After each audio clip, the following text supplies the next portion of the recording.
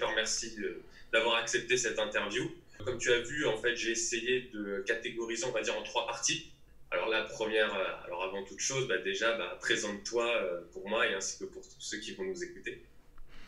Ok, merci. Donc je m'appelle Cyril Maître. J'ai un site qui s'appelle tout simplement cyril-maître.com.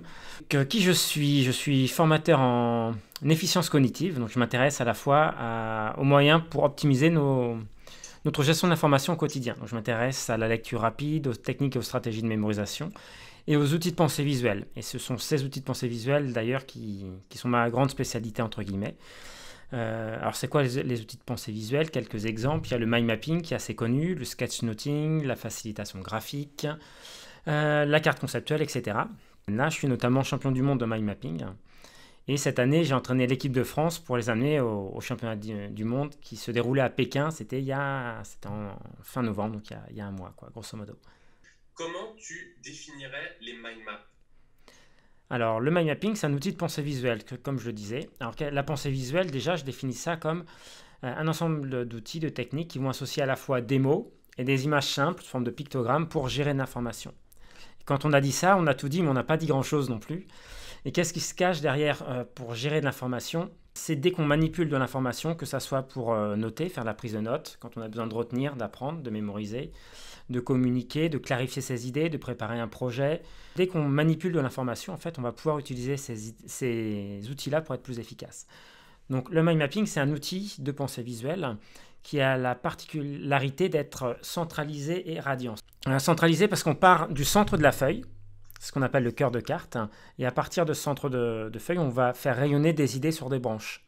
On a deux grands types de branches, les branches de premier niveau, qui sont les branches qui émergent directement du cœur de carte. Ce sont les idées les plus importantes autour de ce cœur de carte-là. Et puis ensuite, on a des ramifications. Donc voilà comment on peut définir de façon assez simple le mind mapping. Tu as dit donc qu'il y avait énormément de techniques de pensée visuelle. Donc évidemment, la plus connue, c'est le mind mapping. Mais tu as cité énormément d'autres variantes, dont le sketchnoting. Alors, est-ce que tu pourrais peut-être faire un rapide résumé de toutes ces autres petites techniques et on va dire quelles sont leurs différences avec le mind map? Ah, on peut? Tu as 4 heures devant toi?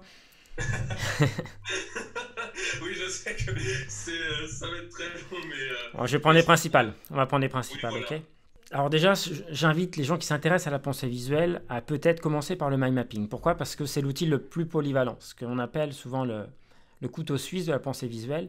Pourquoi le couteau suisse? Parce que c'est celui qui va vous servir dans le plus d'occasions possible. Il sert aussi bien à gérer ce que j'appelle les informations entrantes, c'est-à-dire dès que je reçois de l'information, ça peut être lors d'une formation, d'un cours, d'une conférence, je regarde une vidéo, je veux prendre des notes. Là, j'ai de l'information qui rentre dans mon cerveau. Je vais processer cette information et réaliser une prise de notes visuelle à l'aide d'un mind map. Donc ça, c'est le premier grand champ d'application. Et le deuxième, c'est que ça sert aussi à gérer les informations sortantes. Tout ce que j'ai dans la tête, que je vais avoir besoin de clarifier, d'organiser, d'ordonner, avant de produire quelque chose. Donc ça permet vraiment de mettre au clair les idées que j'ai dans ma tête pour me lancer dans la rédaction d'un mémoire, d'un texte un peu important, préparer une prise de parole en public, préparer la rédaction d'un livre, des choses comme ça.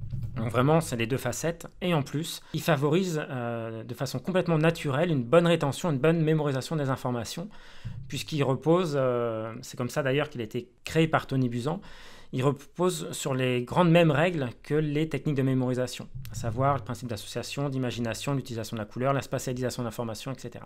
Donc ça, c'est le mind mapping, un premier outil de pensée visuelle. Le deuxième que j'aimerais évoquer, ça serait le sketchnoting. Donc là, c'est vraiment une technique de prise de notes visuelle. Donc le sketchnoting va servir uniquement à collecter les informations entrantes. La grosse différence entre le mind mapping et le sketchnoting, c'est qu'en sketchnoting, il y a beaucoup plus d'éléments graphiques possibles. Pour ceux qui s'intéressent, qui veulent se former par exemple au mind mapping, vous verrez bien que le mind mapping c'est relativement simple. Une fois qu'on a compris les règles, cœur de carte, les branches, les mots, les pictos, la gestion de la couleur, etc., c'est relativement intuitif et facile à prendre en main. Le sketchnoting, personnellement, je trouve ça un peu plus dur parce qu'on part d'une feuille blanche, il y a des grandes structures qui existent qu'on peut avoir en tête, mais vraiment c'est beaucoup plus libre. Et puisqu'il y a beaucoup plus de choix, des fois, trop de choix tue le choix. Ça peut représenter un frein pour des débutants, des fois.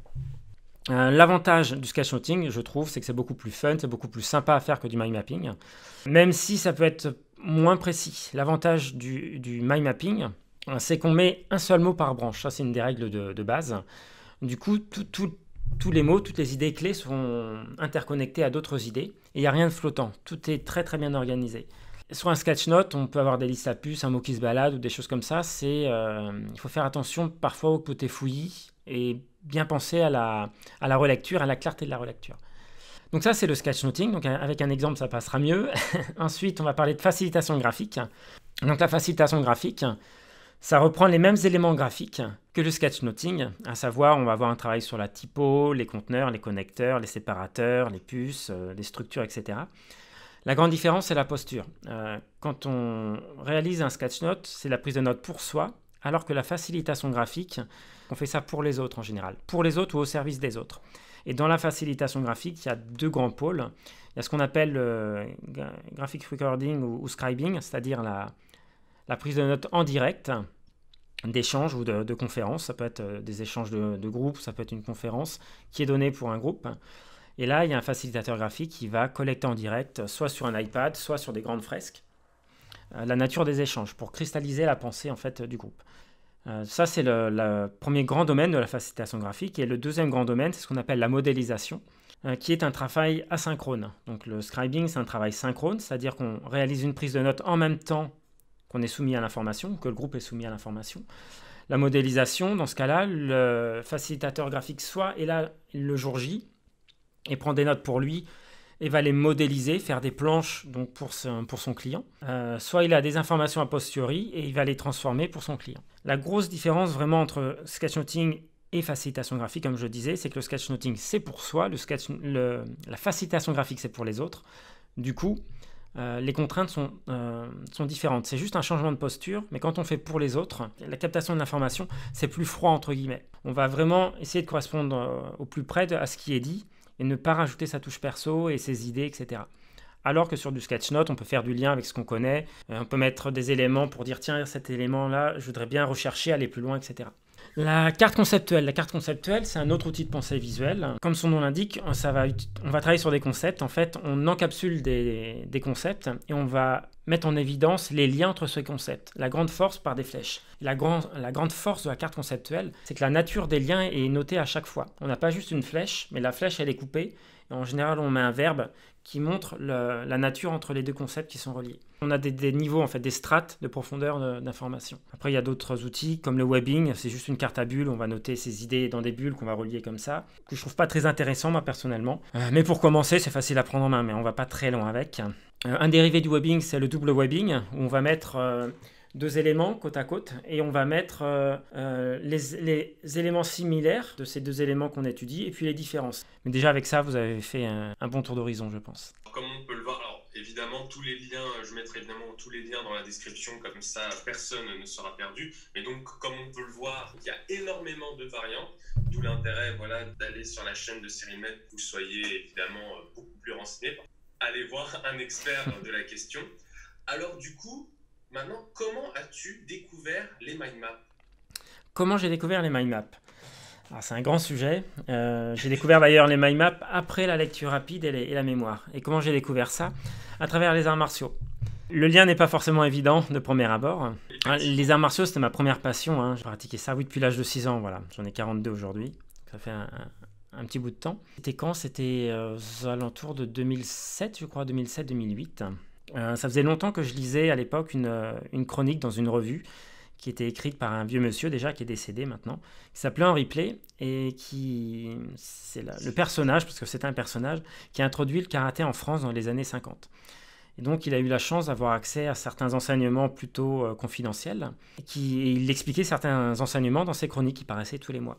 Et il faisait notamment le parallèle entre l'enseignement des arts martiaux dans les fédérations et l'enseignement traditionnel, qu'il qualifiait traditionnel avec un grand T.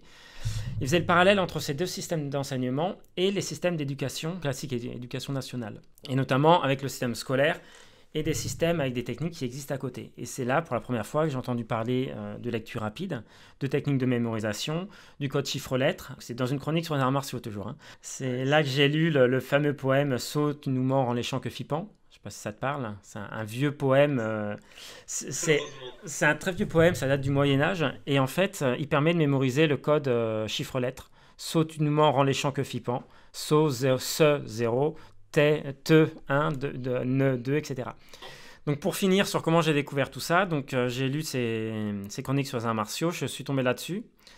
Et comme j'étais un élève plutôt très moyen, j'aurais peut-être pu être un bon élève, mais comme je détestais l'école, je travaillais pour le minimum requis, le minimum syndical, comme on dit. Et en creusant un peu, je suis tombé sur le livre de Tony Buzan, Une tête bien faite. Et vraiment un très bon livre pour ceux qui veulent, qui s'intéressent à ce domaine-là. Et l'avantage d'une tête bien faite, c'est que Tony Buzan, il effleure en fait les sujets que sont la lecture rapide, la mémoire, le mind mapping, et puis comment mettre ça dans une stratégie globale de révision. Et on a les bases un petit peu de ces trois grands domaines, lecture rapide, mémoire et mind mapping. Et j'ai commencé à faire des mind maps que j'ai jamais réussi à faire à l'époque. J'ai vraiment mis ça en place, c'était quand ? C'était 2006-2007, non 2007-2008. Et en 2010, j'ai passé un diplôme pour enseigner les arts martiaux. Et là, je me suis retrouvé avec des piles énormes de photocopies à apprendre sur la biologie, physiologie du sport, la réglementation, le milieu associatif, etc. Enfin, plein de choses qui étaient à côté de la pratique en tant que telle. Et je me suis souvenu de ce bouquin, Une tête bien faite, et j'ai appliqué la méthode. Et au final, ça a été hyper simple avec le mind mapping. Moi, c'est le mind mapping qui m'a vraiment le plus servi. Parce qu'en fait, on va mémoriser un mind mapping comme une méthode des lieux. Et on va pouvoir se balader avec les images dans sa tête, sur les branches. Et on a vraiment un support papier. Donc même si on ne révise pas pendant 3 mois, 6 mois, parce qu'on n'a pas besoin de cette information-là, il y a juste à ressortir la feuille, ou encore mieux la numériser, et la mettre dans un système de classement intelligent. Ressortir et refaire un travail de méthode des lieux, entre guillemets, un travail de réactivation, on a la carte comme ça. Ça marche très bien. Donc voilà comment j'ai découvert le mind mapping et toutes ces techniques et comment je les ai mises en œuvre pour la première fois. Et j'ai eu mon diplôme pour enseigner les arts martiaux. J'ai même fini major de la promo avec ça. Voilà. Ouais. Ça m'a servi à préparer une prise de parole en public ce jour-là. Mais rapidement, c'était un espèce de brouillon sous forme de carte mentale, vite fait au crayon de bois parce que j'avais que ça. Et j'avais bluffé mon jury qui m'avait demandé comment j'avais fait. Enfin, c'était assez intéressant. Alors justement, du coup, ça...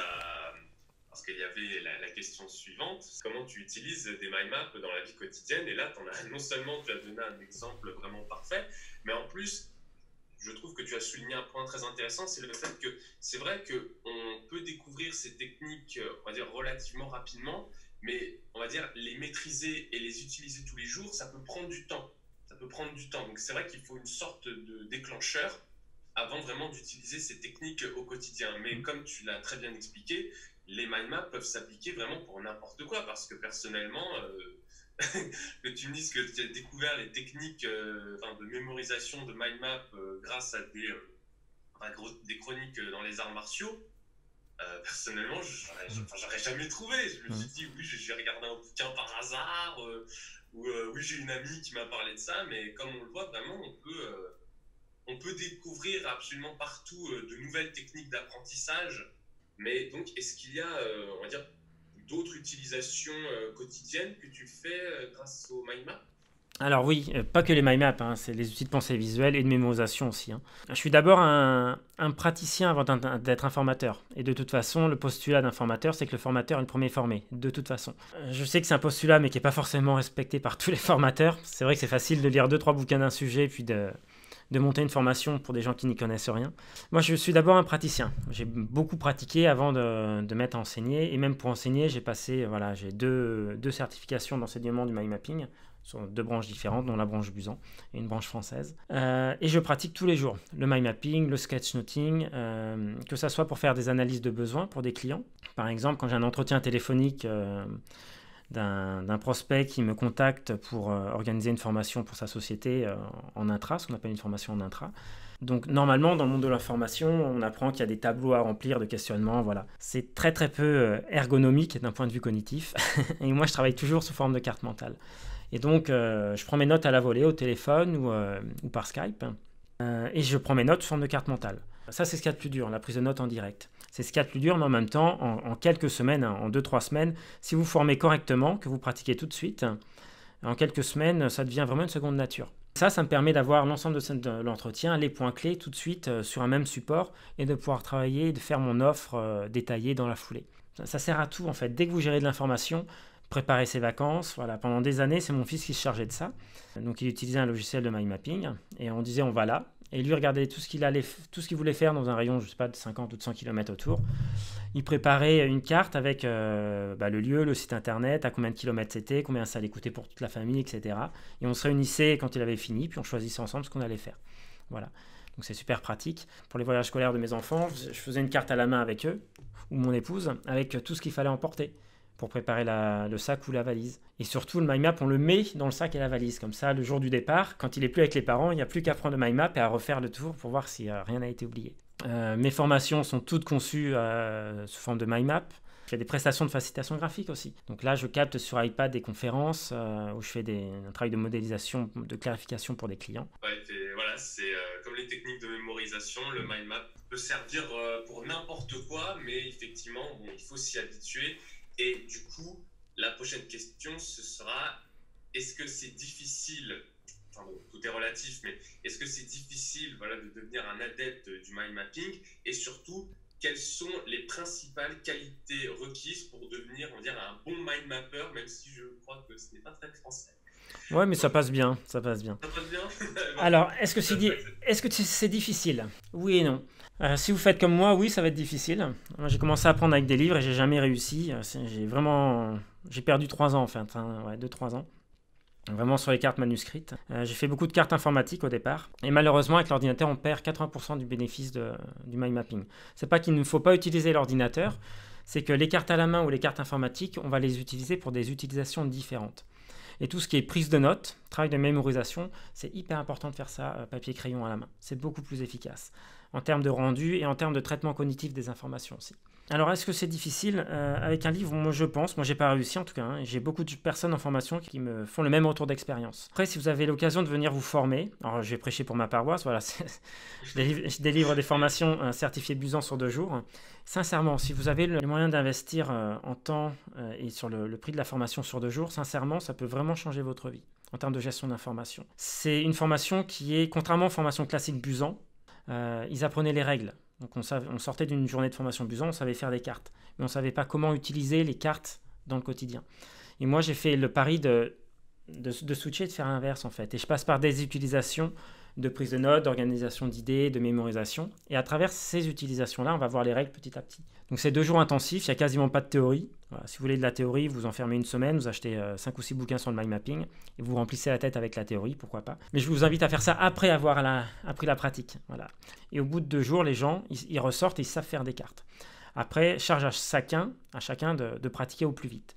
Je dis toujours, en formation, il y a 2 types d'apprenants. Il y a les gens qui commencent demain, il y a les gens qui commencent ce soir.